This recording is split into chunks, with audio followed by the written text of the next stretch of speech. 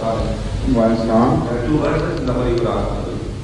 Inna Allaha ya'murukum bil-'adli wal-ihsani wa ita'i dhil-qurba. And the second verse is that Ya ayyuhalladhina amanu la tattakhidhu al-yahuda wan-nasara awliya.